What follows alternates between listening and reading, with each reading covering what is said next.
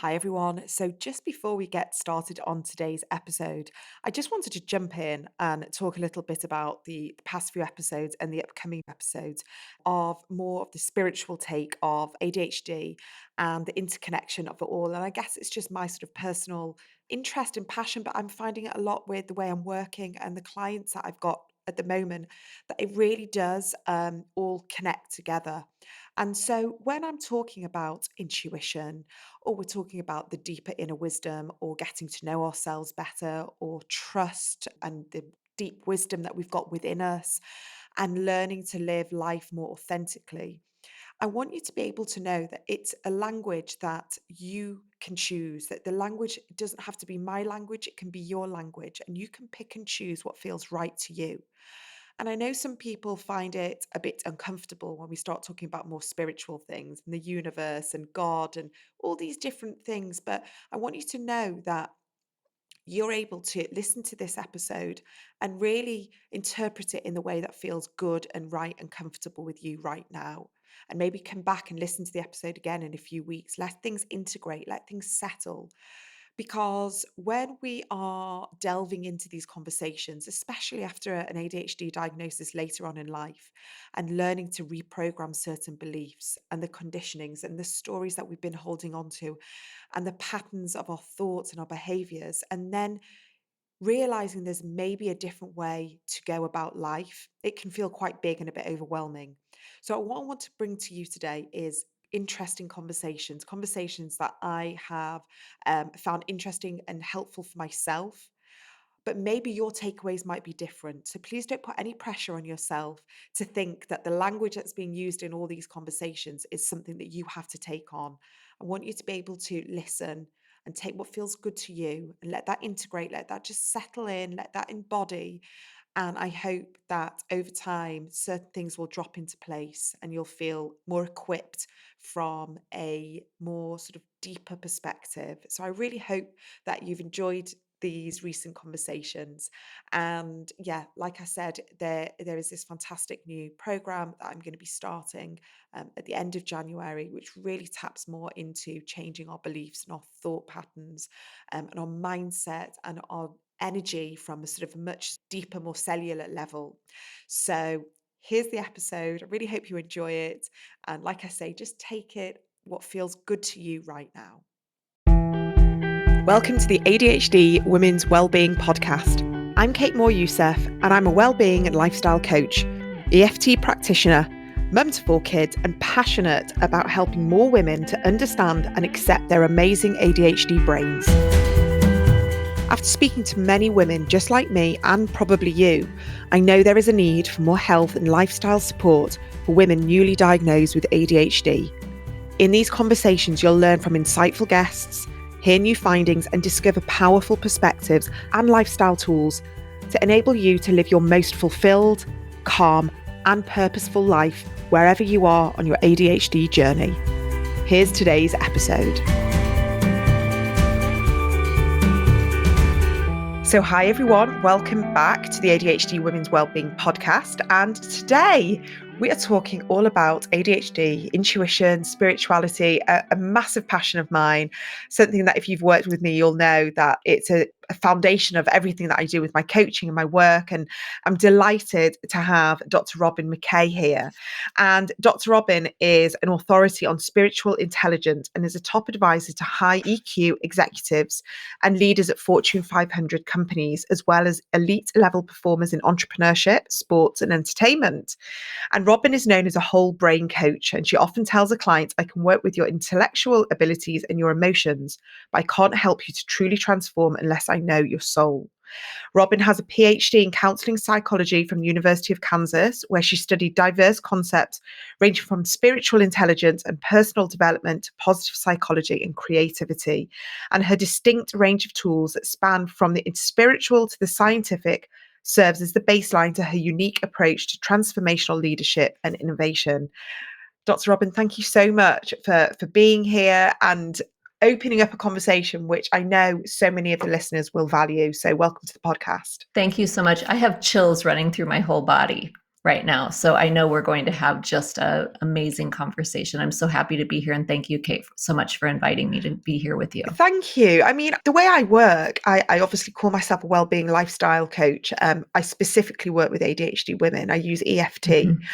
But the older I'm getting, the more in touch I am with my spiritual side. And I really use my intuition for so much of my work. And I never understood it, and I still don't know how it works. But what I do know is that when I trust it, it never lets me down. And very often when I'm with a client, especially if we've been using EFT, it feels like there's been like an energy gateway opened, Mm-hmm. and things come through to me, ideas, insights that I have no other time. And I love it. That's why I just adore working in the way that I do. And I feel very contained if I'm made to work in a way that doesn't use my intuition. So I sort of step away from certain ways of working, and I trust that the way I have been helping people, I hope, has been useful for them. Can you tell me a little bit about what you know about ADHD and intuition, and I guess why so many of the people that I work with also rely so heavily on their intuition, or are starting to learn why their intuition is so important to them? Well, this is my favorite topic. So a couple of things. One, in my all of my work that I've done in psychology, it's all been really in the service of gifted and talented women, many of whom are what we call twice exceptional, which I know you're familiar with that term. But that basically means that they're both very bright. So they have a fast intellect. They can figure things out quickly, make sense of things, know what to do about them quicker than most people can. It's basically processing speed. And then they also have something else going on. My favorite something else's to work with are things like ADHD, mood disorders, and that kind of thing. Anxiety, trauma, that kind of thing often comes up with people who are also very bright. And one of the things that in all of the research and all of the work that I've done in this at this intersection of ADHD and intelligence or being very bright is that I learned very quickly that the diagnostic criteria for ADHD and the characteristics of the creative personality are basically two sides of the same coin. This was research that was done years ago, long before I was actually diagnosed with ADHD myself. Well, along with that, foundational research that creativity and ADHD are basically two sides of the same coin, the thing that I have come to realize as I have worked with women who are high achieving, who are very, very bright, and also have ADHD is that we happen to have some native intuition that isn't accounted for or even understood necessarily by an IQ test or by any diagnostic criteria that we might look at. So that's the first thing I want to say is that intuition often runs very much in the same line as creativity does and as the brain is wired for ADHD. So I'll start there. I feel like you've got a question for me or something that's occurred to you though as I shared that. No, I think when you said that there's not this, it's like, you know, the diagnostic, and when women are finally getting their diagnoses, there's all the negative traits that they Mm-hmm. are expected to, you know, Oh, list. yeah. And it's, you know, and without a doubt, there's been challenges, huge challenges for many women. But there seems to be this common thread that many women have either been conditioned to suppress their intuition, or they've noticed that they do have this strong sense of intuition, this empathy, this sensitivity, this connection. And very often they've not been able to use it, or perhaps they've Mm-hmm. just not known how to tap into it. And then when they get the ADHD diagnosis, it's kind of like a bit of an opening, a little bit of a Mm-hmm. permission to maybe look into it a little bit further. So I think that's what I notice. Yes, I think that I mean, for me, I didn't get diagnosed until I was actually in graduate school, getting my PhD in counseling psychology. And the way that I figured out that I had ADHD is I was actually giving ADHD assessments to university students. And I started really looking closely at the diagnostic characteristics and also at the assessments that we were giving at the time. And I was like, wait a minute, that sounds a whole lot like me as I was doing a retrospective on myself. And I went in and I talked to a psychologist who I worked with at the time, and she was like, yes.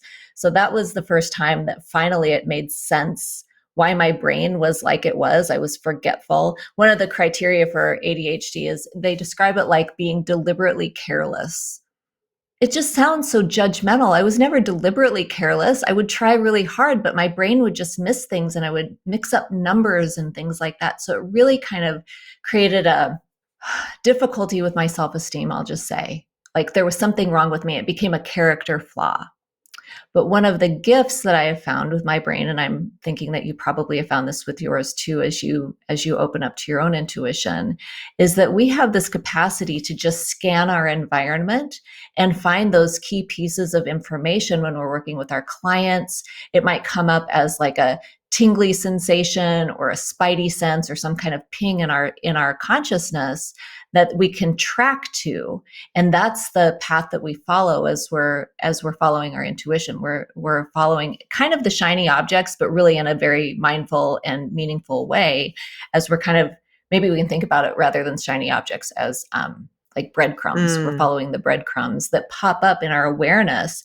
And then because we have such fast processors, we can just move in the direction of those breadcrumbs and follow the breadcrumbs rather than being overwhelmed by the whole field of information. So I want to come back though to your original question, was this link between ADHD and intuition. And the point I want to make there is that I give a personality assessment that's called the NEO 5-factor personality assessment. It's the gold standard of personality assessments that psychologists will use to help people understand why they feel so differently from everybody else. Mm. It's norm-based and standardized. And one factor of that personality profile is called openness to experiences. Well, openness to experiences is the hallmark of the creative personality. But what I have discovered in my own work is that it also seems to be the hallmark of spiritual intelligence. Intuition rides on that same factor of personality as well. So we have this very unique personality factor in the population. Those of us who have ADHD and are intuitive and happen to be probably pretty bright as well are pretty unique in the population. We have a different perspective on things. And one of the gifts that we have is our intuition. It's our capacity to imagine, to see what's possible in the future. It's our capacity to feel very deeply, that emotional intelligence, to feel our own emotions and the emotions of other people. It's that wanderlust, I want to try new things and go new places. And of course, we have the dopamine connection there as well. We're always looking for the next interesting thing to kind of give us that dopamine surge. And we often will challenge the status quo. We're not the ones who are going to just go along to get along. We're the ones who are going to be asking why. Why are we doing things this way? Why is this societal standard this way? Why is the religious standard this way? Mm. We're the ones who are the outliers. And in some ways, I really believe that we're the ones who are born to rock the boat, to make waves, and to innovate and make changes to the world as we see it, to create something new and different and probably better than what's come before. Oh my goodness, 100%. I've got complete chills when you say that, because despite that hypervigilance that we have, like this, that, like you described, the scanning the environment and sort of noticing what's the most important thing we need to focus on, instead of like dilly-dallying and trying to do everything, we just kind of go, right, what's the most important thing I need to do now? Which is why we're often quite good in a crisis. Yes, we get very overwhelmed by lots of small details, but throw us into a crisis and we're probably the best people in the room. But also that way of being able to scan and spot and see ahead and that future. And again, I mean, I see it with myself, but I also see it with people I know with ADHD. They're very good at spotting trends, and great to work, marketing and PR, like music, fashion, Mhm. creativity, because we see beyond what's already been created. We can see new things. And that is why so much of ADHD should be celebrated, but unfortunately it comes, with a double-edged sword of difficulty, sort of mental health challenges. So I would just wonder how, if someone's listening to this now and they are starting to understand their ADHD and they've got this new diagnosis, how do they start tapping into that intuition that they kind of suspect is Mhm. there, but they don't know how to work with it? Well, let's talk about what intuition is, first of all, because we all use that word, but do we actually know what that is? And there are a couple of things that stand out for me about that. It is it's a method of processing, or I'll call it a method of processing information, first of all. And it's taking in the whole big picture, the gestalt of something, and being able to tune into the subtle energies of it. It's a capacity to see into something, to see more deeply into something. It's the capacity to know something that maybe other people aren't aware of or don't realize. Like when I was a little girl, and I was probably in grade 3 or grade 4, I could tune in and find out when the teacher was going to have a pop quiz. And I would just study for it. And then I would get an A on the quiz. Was I cheating? No, I would just like, all of a sudden it would occur to me, oh, she's going to have a quiz on, multiplication tables or whatever. And I would just study for it and then get an A. And I've had things even in high school that would just download whole essays, would download for scholarship applications that I would have to write as I was walking down the hall to write the essay. So those are the kinds of experiences people who are tuned into their intuition have just very naturally. It's just as a connection. I believe it's a connection to source consciousness, God, 0 point, however you want to label. We have human labels for this thing that we don't understand. But so that's what intuition is. What blocks it, what comes in between us and our intuition, is things like when you just discover you have ADHD, you mentioned grief. And looking back at your life and thinking, I know I did this, maybe you did too. Oh my gosh, if we would have known this when I was like 10, how different would my life have been? How different would I have thought about myself? Maybe, maybe not. I mean, there are some people who get diagnosed early and then they have to deal with the label and what that meant for them as well. So it really is an identity development process and coming to terms with, this is how my brain is wired. And because this is how my brain is wired, I'm going to see something in a certain way. And I'm going to learn as much about my intuition as possible so that, to your point, that when you follow it, you trust it, and it works out really well for you. So grief is one thing that needs to be processed through when you're coming into understanding your intuition, understanding what the diagnosis of ADHD means to you in your own life. The other thing that you can start processing and really looking at is, where have I been too well adjusted for my own good?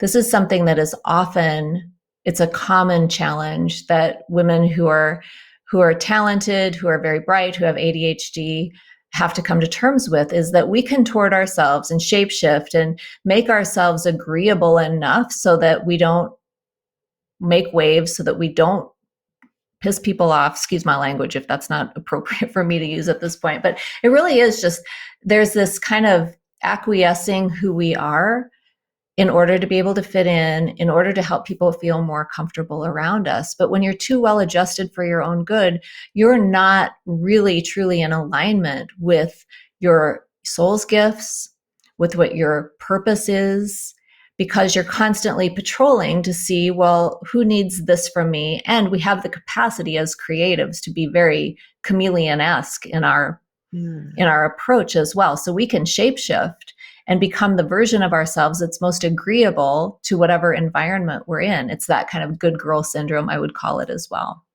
Yeah. Yeah. I mean, the masking is huge, isn't it? And we've just done that and maybe not even known we were doing it. That's the thing. Yeah. It's so unconscious. And then I like the terminology you just used then, the acquiescing. I've noticed that. I don't know if it's an age thing as well. I do believe there's this sort of like a combination. If we're getting our ADHD diagnoses sort of like in our 40s, I wonder if that's when we're sort of naturally stepping into a new chapter of like not caring as much anymore and realizing, actually, okay, I'm midlife here and I want to start living life truthfully and authentically. And then we kind of given that extra permission slip, I guess, with the ADHD, and recognizing how exhausting and tiring it's been. And if we're exhausted and tired and depleted, our energy is not going to be like an open energy, is it? It's going to just be, blocking. It's a survival energy, isn't it? As opposed to being open and welcoming in new opportunities and ways of being. And I think that's how I've been guided to where I am right now, because I've kind of continuously tapped into, I hope, the right path. And if I didn't know the way, and I wasn't sure. I just openly kind of say, just guide me, show me, send me the people, the resources, the information, the next best step. If I just was at that point where I was just like, I don't know what to do. And that in itself has helped me because I've sort of opened up a channel, whatever you want to Yes. call it, Yes. for guidance to come through. Yes. And again, the terminologies and the language is so hard, isn't it? Everyone uses different, Mhm. and if someone here is like, that's a bit woo, like guidance and channeling, and I just use it in the way that works for me. And it has continued to serve me. Well, don't you But think I it's don't also know. time to just normalize the woo anyway? Because especially for women who have ADHD, we have a native intuition, we have a connection. And as long as, let's talk about masking for a second, as long as we're Mhm. masking not just the ADHD symptoms, which a lot of us do not to be manipulative or to hide anything, but just because we can, we just deploy our intellectual resources to wherever we need to, or our humor, we deflect in order to just keep moving forward on whatever we're working on. But the masking of our intuition is another, I think, milestone that we have to address when we're coming into full expression or full actualization of who we are becoming as humans. Now we've reached a place, I believe, at this point in time where it's never been safer for us to come out as intuitive. It's never been more appropriate for us to be front and center with using our gifts, our talents, and our abilities in a way that's in the highest service to our own actualization, but then to be the contribution to what's to come Mm. as well. Wow. Yeah, I think that's really powerful, isn't it? Because anyone that's listening now who works in corporate jobs, science, they're lawyers, accountants, like doing things that intuition they believe doesn't come into it. It's this allowance of it's okay to be both. And that invitation to be both, I think, is really exciting because we should be intermingling the worlds, really, shouldn't we? Well, the creative personality resolves polarities, meaning that you can be both and creative Hmm. people often are both playful and very serious about their work, both very open and able to be in flow, and also very critical about what they produce as well. And I think that when we talk about, I know I'm sort of talking about creativity and intuition, but these are very unique but related abilities that some of us have access to, many of us have access to, I'm sure, in this community that we're in right now.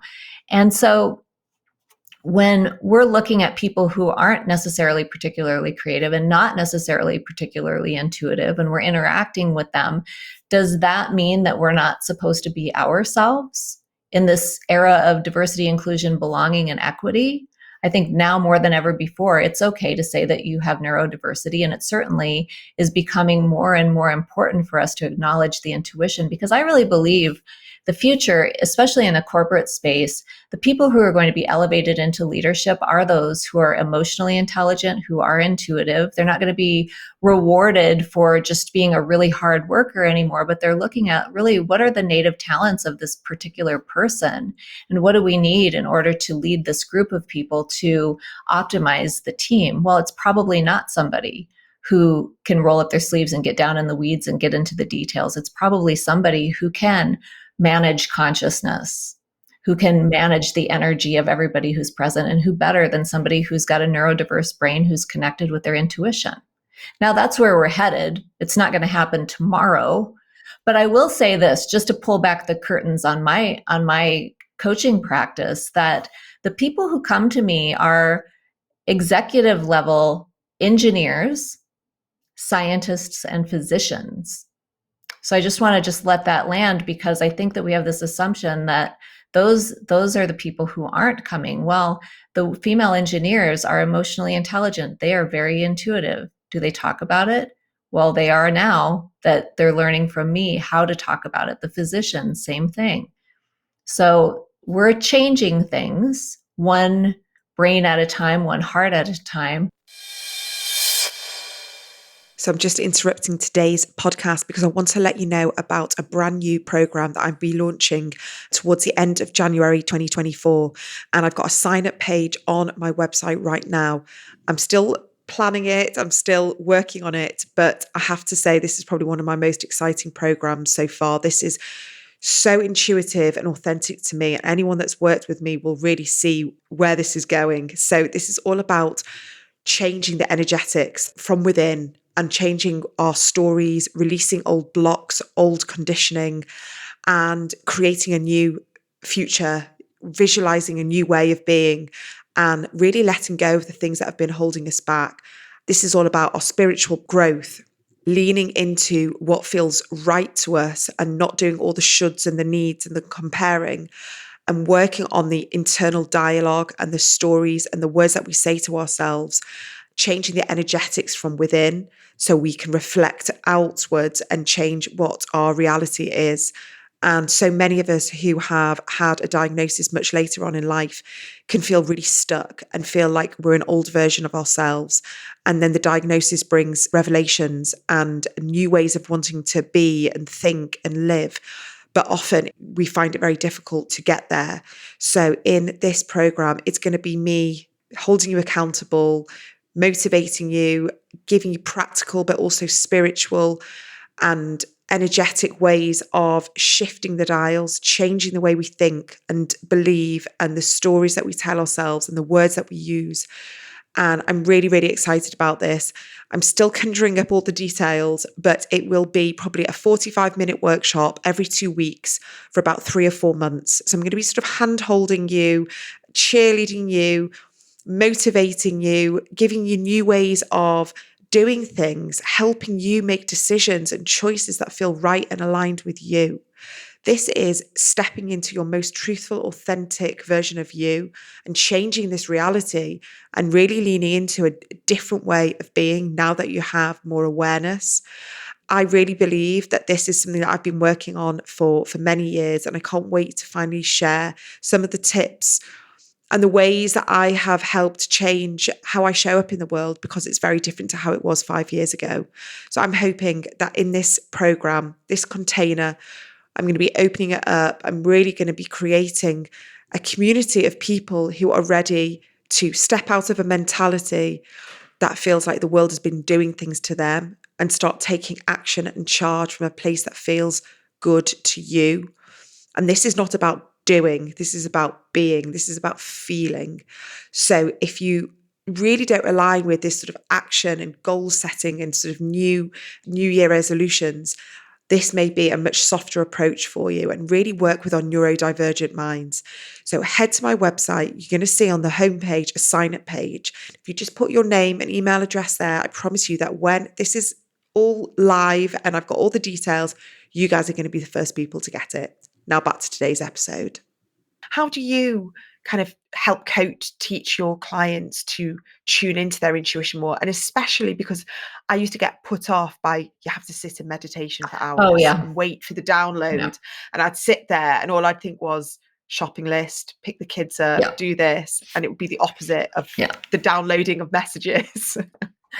So here's the thing, is that your intuition is not like a vending machine where you go put a quarter in and you get a Kit Kat out. Like, it's not meant to be transactional, in other words. It's a relationship. So the more time you spend in relation with your intuition, the thing I was taught long ago when I had my spiritual awakening, I was in my 20s. So I'll call it my quarter life crisis. And I started really understanding myself as an intuitive person. And that was the first step in my path. The ADHD diagnosis came several years after that. So first I realized, oh, all of this stuff that I know, that I don't know why I know, that's intuition. So that was the first thing. But what my teacher taught me to do is to connect in with my higher self, with my divine self, my divine and eternal self, and to give that aspect of myself a name. Because when you do that, that's the intuition. And when you personify it, when you give it a character, you can actually have conversations with it. You can write letters to it. You can be in constant communication with this higher aspect of your consciousness. Higher, and I don't mean like in a hierarchical way sense. I just mean like in a frequency sense, that something that is not physically embodied, but you have access to in your consciousness. And so when I started doing that, then I became aware of not just my higher self, my divine and eternal self, but also the guidance that I had around me. I was raised Catholic, and my mom taught me how to pray the guardian angel prayer when I was a little girl, and that activated something in me. So I always knew I was never alone. But then I began having conversations with my guides and my angels, and just learning how much non-physical support I had made life seem less lonely. I felt more connected.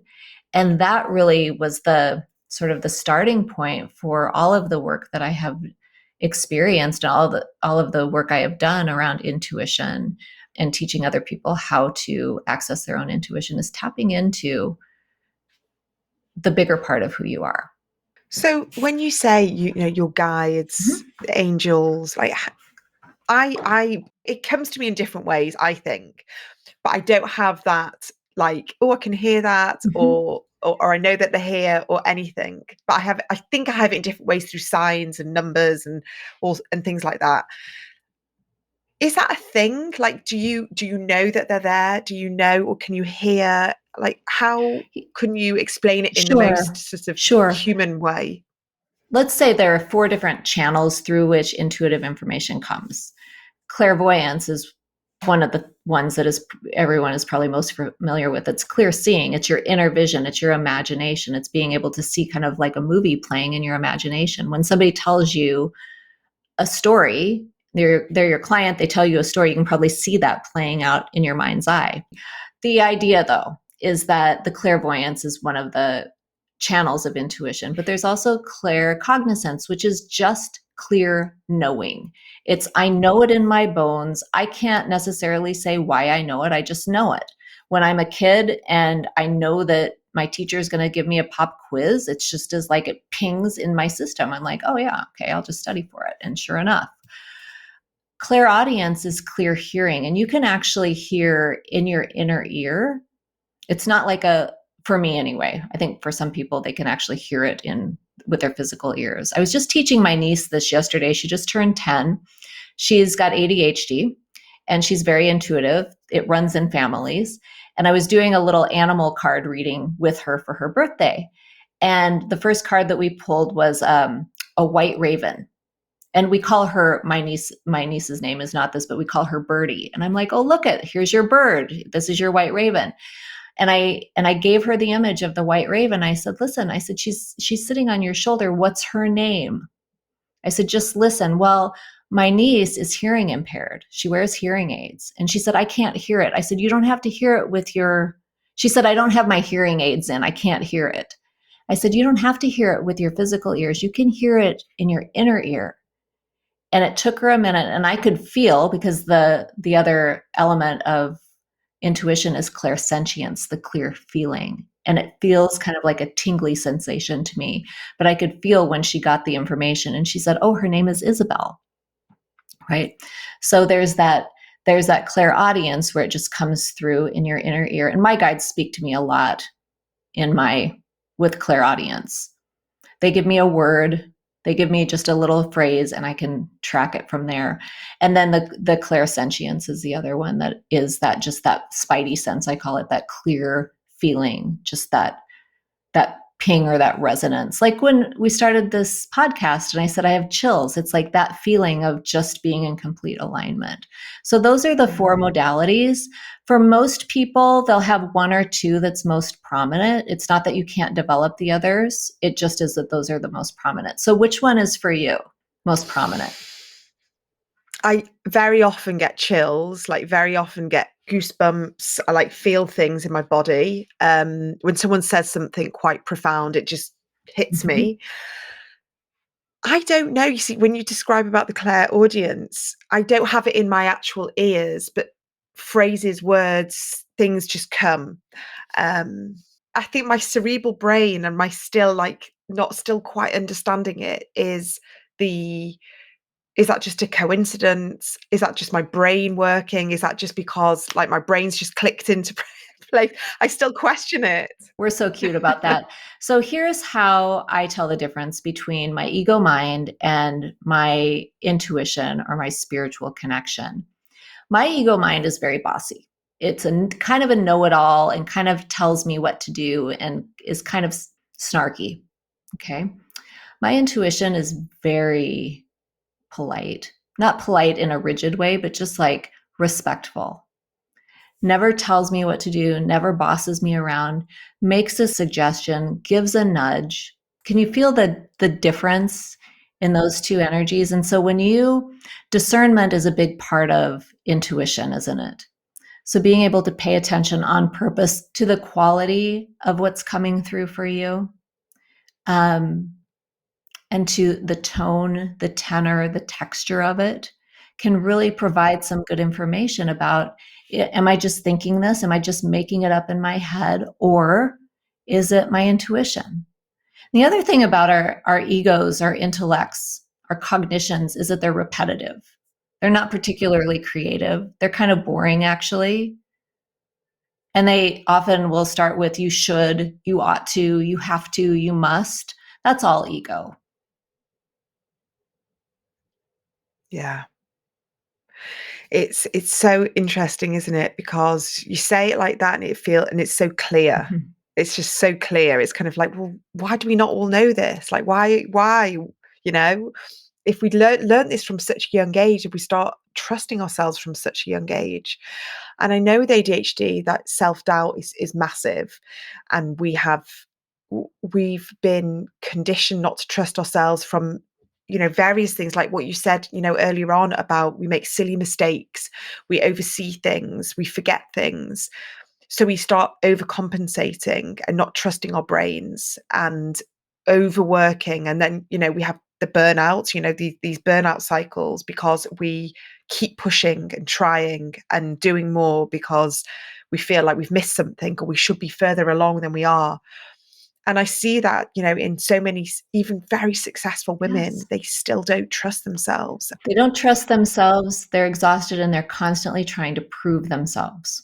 Hmm. And listen, this is not a criticism or a judgment. Been there, done that, wrote the book, have the t-shirt and the coffee mug, like I've done the whole thing.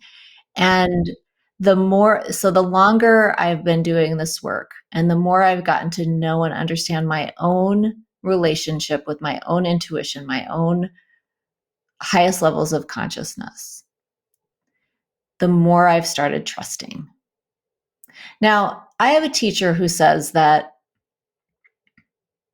you can be intuitively aware, meaning that you can have and we've all done this. We have this thing, and like afterwards, you're like, oh, God, I knew that was going to happen, right? Like I knew that, whatever. So that's intuitive awareness, but actually being in tune with your intuition is taking action on it, even if it doesn't make logical sense. So have you got an example for that? Because I talk about this a lot. I talk Yeah, about like sometimes just trusting, even if it makes no sense at all. And that's really hard. It's really hard it in this is. day and age when we like sense, we like rationale, we like Mhm. to know what's coming. And then all of a sudden, Yeah. I mean, we hear all these romantic stories, bumping into Mhm. someone, meeting someone, and Yes. In the field of synchronicity, that's where the magic happens. And of course, I'm going to bring up a romantic story because it's the best kind to illustrate this point. But years ago, I was single. I had decided earlier in the year that I was calling in my divine life partner. And I had been traveling. I'd been in the UK, I'd been in Paris all year long. And I had finally come home to land in Scottsdale, Arizona. And I was going to meet my girlfriend for dinner at one of my favorite restaurants. But I was tired. It was hot. It was like, I don't know. And it wasn't Paris. I was tired. It was hot and it wasn't Paris. And I was really not wanting to go. But something inside of me was like, no, you have to go. And it wasn't like a have to, like an egoic have to. It was just like this feeling compelled, like you need to be there. Well, I went. I sat down at the counter next to my girlfriend. We're chatting. This handsome man sits down next to me. asks for the baseball game to be put on the TV, and now I'm married to him. And I knew that day that I met him that we would be married. So that's a wow. That's like a wow factor example. But even something as simple as if you get a hit that maybe I should go a different direction to go to the supermarket today or to go pick up my kid from school. You may not know the why of it, but you can explore that path. Here's the thing that I've learned too. I learned this from my dad a long time ago. My dad is my first teacher of spirituality and intuition. He said, make your decision the right decision. I think one of the things that messes with our intuition is that when we decide something and then we try to walk it back. But if you start treating your intuition like it's a tube of toothpaste, like you can't put the toothpaste back in after you've Hmm. squeezed it out. So be creative with it then at that point, Okay. Because you can't turn back right? time. No, you can't. And if you just keep making your decision the right decision, that is, I think, the sort of illustration of what it means to be intuitive is that I'm going for it, whatever it is, and I'm going to make my decision the right decision. And I'm not going to complain about it. And I'm not going to compare myself to anybody else. I'm just going to make this decision. I'm going to get in alignment with it. And it doesn't mean that you can't decide again. You just can't ever walk it back because you've already decided something. So go with it and create. You're choosing to back yourself. You're choosing to step forward and work with the situation, but also be open to creative possibilities. Yes. So do people come to you and do you know straight away, are like, okay, bingo, I'm working with someone who is like super intuitive here. This is exciting. And then do you have other people where it's just like they're too closed, like you can't go there?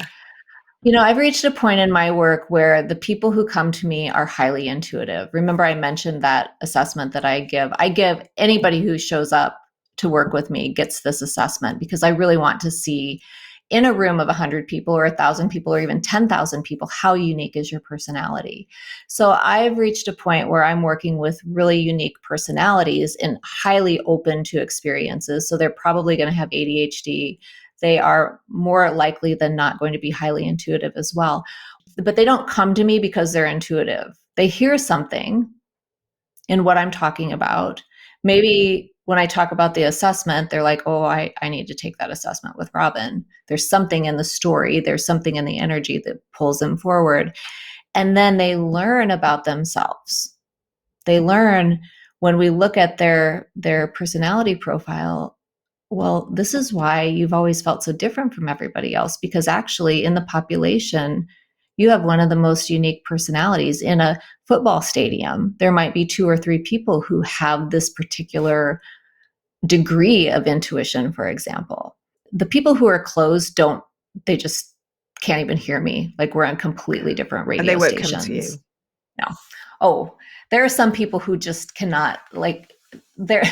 When I was doing my work as a psychologist at the university level, I helped to open a school for gifted kids, kind of like, it was kind of like a Harry Potter school almost. It wasn't magical, but it was very high for highly able. A lot of them were quite intuitive, but there were some kids who were very, very smart who were not intuitive, and they were just like, you could just see them almost be repelled by me. Like, don't make me go talk to Dr. McKay, please. And I have great love for them as well. But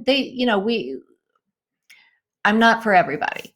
I'm not Nutella. And apparently some people don't even like Nutella, which is very strange to me. But I'm not a huge fan. okay, well, see, there you go. But the idea is that when I talk about intuition, ADHD, spirituality, just like you said, like you've gotten much more interested and curious about your own spirituality, that's the kind of resonance that pulls people, that kind of pings their attention and pulls them to say, yeah, I'm really curious about working and learning more about myself Yeah. through this lens of personality and intuition and so on. Yeah. And just before we finish, because I'm interested, you Yeah. talk about channeling, and Yes. I am fascinated by this, and you talk about creativity, and I wonder, is when you've got people who are writing, and then it's music and it's art, and they go into Mhm. this state of flow. Yes. We try and make sense of that, but actually very often you hear about musicians and they wake up in the night and they literally have a song and they have to just get the guitar, write it down, and it just comes out of them, like almost like they've had no control over it. In what way do you channel? And sometimes, would other people maybe see that in themselves, but they can't recognize it, they don't even use that word? And I guess, how would you describe it? Yeah. So channeling is one of those words, again, like intuition, that people use and they don't really know what it means, or we all have a different experience with it. When I think about channeling, I think about flow. Mihai Csikszentmihalyi, the psychologist, wrote an entire book about flow, and flow is a consciousness state that's associated with creativity. It's where you lose track of time.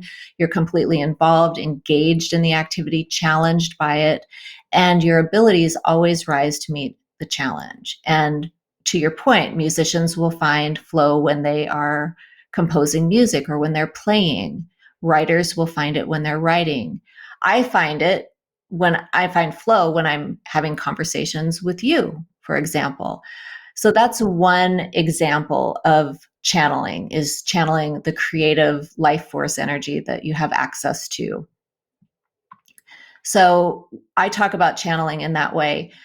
I also talk about channeling frequency. I say everybody's channeling something. Some people are channeling frustration, anxiety, depression. Some people channel joy. Some people channel radiance, optimism, hope. So if you think about that as a stream of consciousness, you can think about channeling in that way. And then the last way that I talk about channeling is actually channeling or having communications with my guides and sharing the information as it comes through to me. Now, there are some people who literally will step their own consciousness aside and allow a non physical being to have access to their consciousness, or to have access to their physical being, so that they can communicate through the physical being.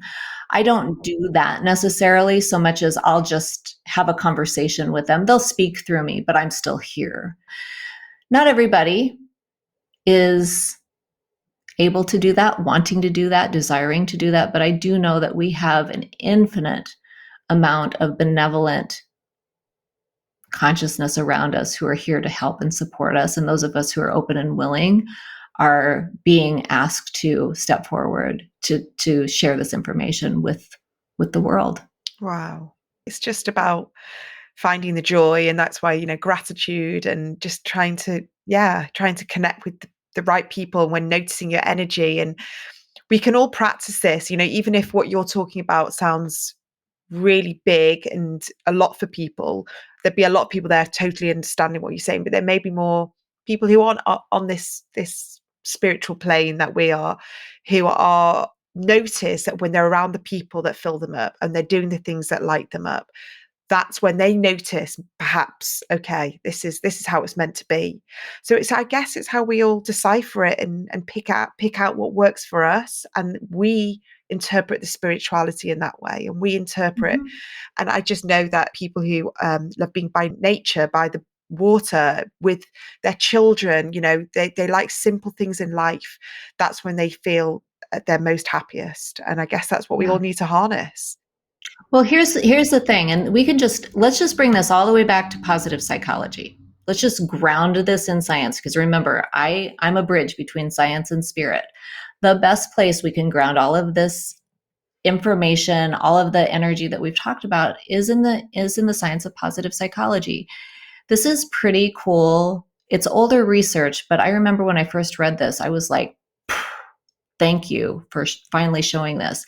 In psychology, it's very difficult to demonstrate cause. You'll see in research, you'll say X is related to Y or X is correlated to Y. But there was actually a group of researchers back in about 2005 who published a study on a meta-analysis of, I think, over 250,000 people were involved in all of these studies on the link between well-being and success. And the finding was that the link between happiness and success is causal and bidirectional. So happiness, feeling well, feelings of well-being create the conditions for success to arise, and success is on many, many different levels, personal, professional, financial, and so on. And success creates the conditions for more happiness and well-being to arise. So if we just bring it all back to that, I know we traveled to the edges of the universe today, but if we can just come back to the better you feel, the more in flow you are, the more you can really truly practice authentic gratitude, find something to be grateful for every single day and feel it, channel gratitude. The better you feel, the easier it is for you to be in flow, the easier it is for you to experience the success in your heart's desires. That comes down to alignment. So that means really clearing out the anxiety, the depression, the traumas, clearing out meaning transforming it, doing the deeper inner work to make sure that you're as crystal clear as possible to allow the flow to come through. Mm. Because we've all experienced to some degree some level of depression where I can't even get myself out of bed. How do you want me to be creative? So then that becomes a matter of nurturing the nervous system, nurturing the physical body, cultivating a sense of well-being so that those are the conditions from which the success arises. Yeah. Thank you so much. Thank you so much for explaining it all so beautifully and so simply, but also so deeply. And it's really opened my eyes even more. I mean, I thought I sort of got this stuff, but you've just managed to take it to the next layer for me. So I really, really appreciate that. Can you You're tell welcome. people, how they can work with you, how they can contact you? I'm sure people Yeah. will be really interested. Well, thank you. Yes, and I'm happy to. There are usually on podcasts like this, there are usually a couple of people who raise their hand and say, "Oh, I need to have a conversation with you." The best way to get started is just to book a call with me. So you go to drrobynmckay.com/call, and that gives you access to my calendar. You get yourself on my calendar, and then you and I can have a conversation privately about what the best approach is for working together. I think that always a good first step is taking that personality assessment. And certainly doing that is a game changer in terms of understanding who you are as a creative person, as an intuitive person, and as somebody who's twice exceptional with the ADHD on top of that. So that's a really good first step as well. And you can learn more about that just by booking into that call, and we can get you set up for that. And then I'm on Instagram, Dr.Robyn.McKay, and I'm on YouTube, Dr.Robyn.McKay as well. And I've got my podcast, Becoming the Channel, just kicked off in March, and it's already beloved. So we talk about channeling wealth consciousness and all kinds of high frequencies, along with I have some interviews with some pretty interesting people who channel other consciousness as well. Oh, fantastic. Well, I'll make sure everything is on the show notes and people can contact you through that. Thank you so much, Robyn. Really appreciate you today. Thank you. You're welcome. Thank you for having me. I really hope you enjoyed this week's episode. If you did and it resonated with you, I would absolutely love it if you could share on your platforms or maybe leave a review and a rating wherever you listen to your podcasts. And please do check out my website, adhdwomenswellbeing.co.uk, for lots of free resources and paid for workshops. I'm uploading new things all the time and I would absolutely love to see you there. Take care and see you for the next episode.